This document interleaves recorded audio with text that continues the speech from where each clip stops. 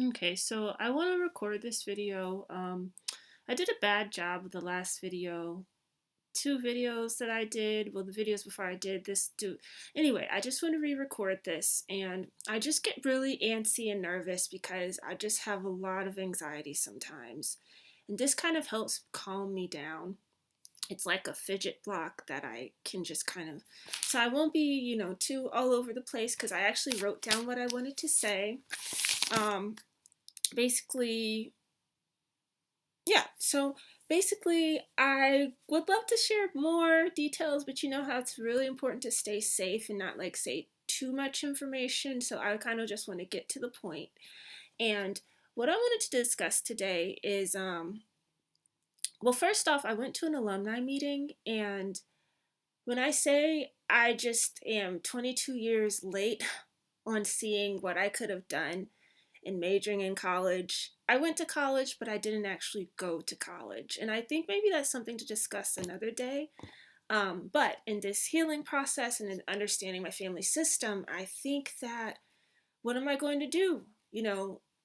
Even had I had known then the things that I know now, I don't even think I would have really reached the height that's possible. And I'm older now, so I guess the idea too is that maybe it's too late for me.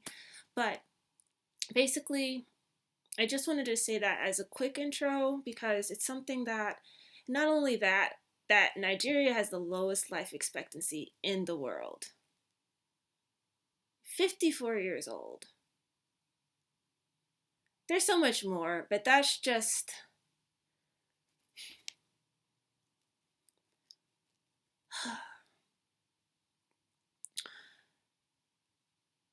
But today I wanted to actually talk about the patriarchal structure of my family system. And I wrote down examples. I saw a video that inspired me, and I was really inspired by this. I was just inspired by it, and I don't know if I'll be that type of person to just have that calmness that draws people. Um, I actually think that on some level I'm unlikable, that it's for others and not me. So, so let's just get started. So the third, and I'm just gonna talk. It's kind of random, but I'm just gonna say everything and write down the list. The video I saw, they kind of paused and talked, but I am who I am, so it's important to just not try to be others. Okay, so all right, the first one I said is I had a relative who was a gynecologist and called my mom a whore. And meanwhile, I'm learning about my body later, but it is this male relative that has access to females' bodies, but I did not have access to mine, with no like period help, with experience of sexual abuse, intrafamilial sexual abuse, kind of incestuous type of thing. And that's another thing to discuss too. I'll have to talk about the integration of the harm, and also I'll talk about this on another time. But the second example is, so I'll give a trigger warning in the description because nobody's just trying to just be have their nervous system offset. Okay, number 2. I have male relatives in STEM, and they know nothing about me as a girl child liking liking things like this. And not like I have parts of my brain that are geared towards art and music, and I also have parts of my brain that's geared towards science and math. And actually, it's quite similar, right? I mean, music is very mathematical. You know, dance is very linear. So, it's all quite similar. It makes sense to me that I would like both types of things. Okay. So, okay. A third, have girl relatives that don't acknowledge the connection between their gendered harm and more. And let me see.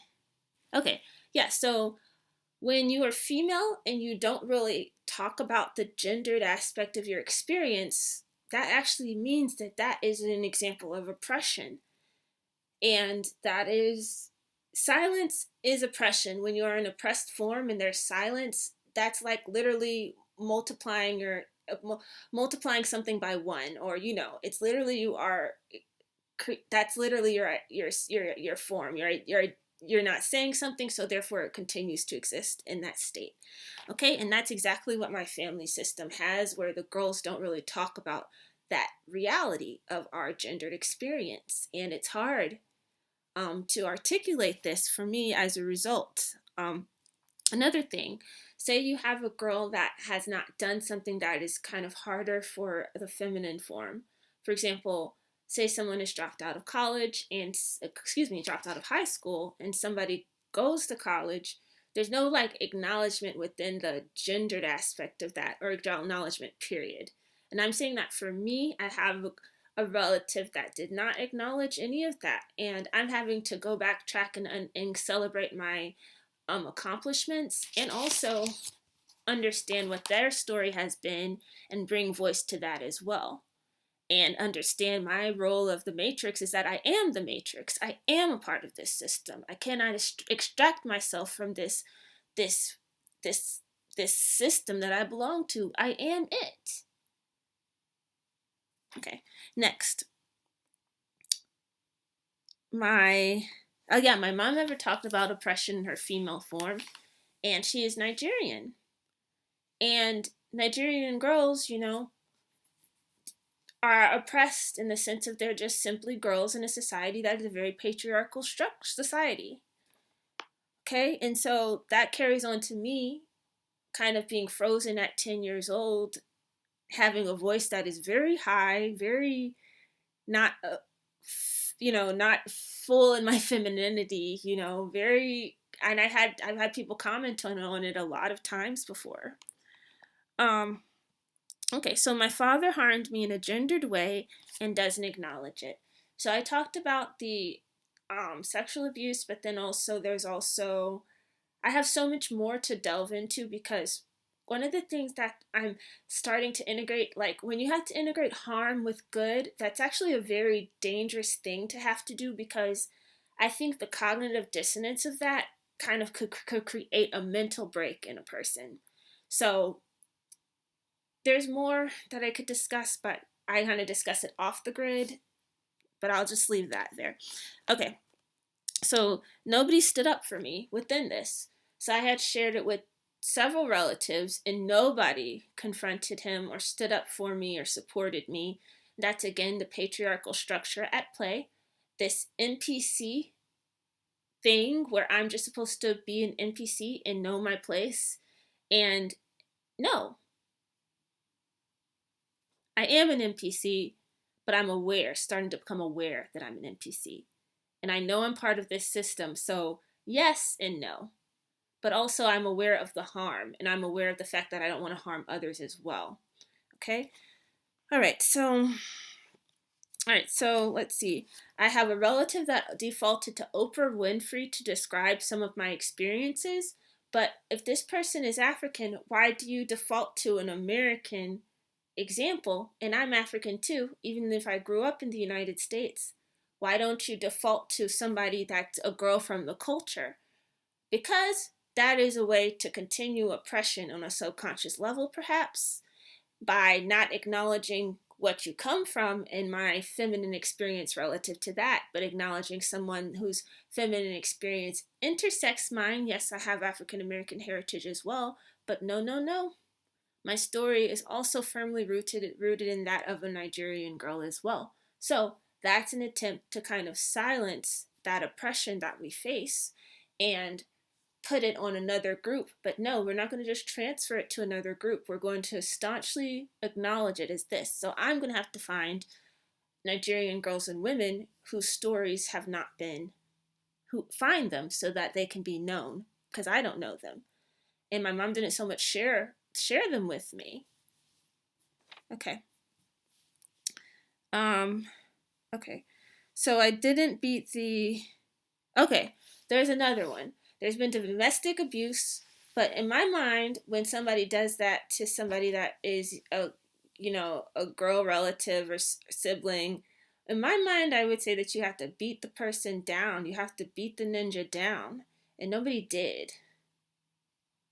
You have to beat somebody to the point of near death. Nobody should be talking diplomatically to a person. This is not the United Nations, So there's clearly that girls also feel unsafe in this family system because people are bonding within their maleness, within their boy manness, not protecting the femininity that is vulnerable to unhealthy male masculinity.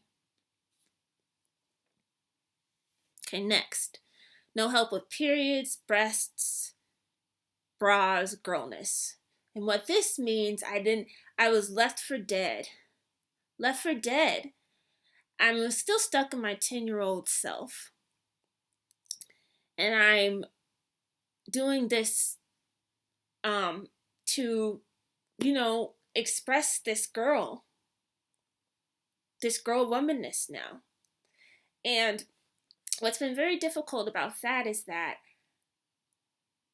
this left me open to harm.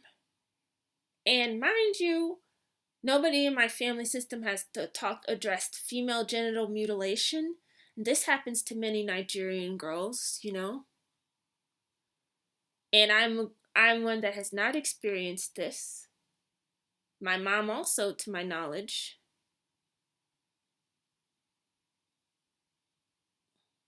So why is it that in this time I am saying this when I have not heard anyone in my family system ever mention this? Okay, next thing. Okay, I have harm with a grandparent, a female grandparent.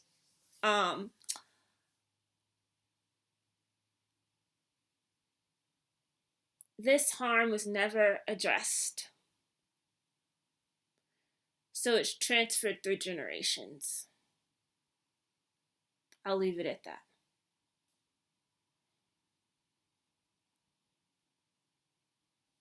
Okay.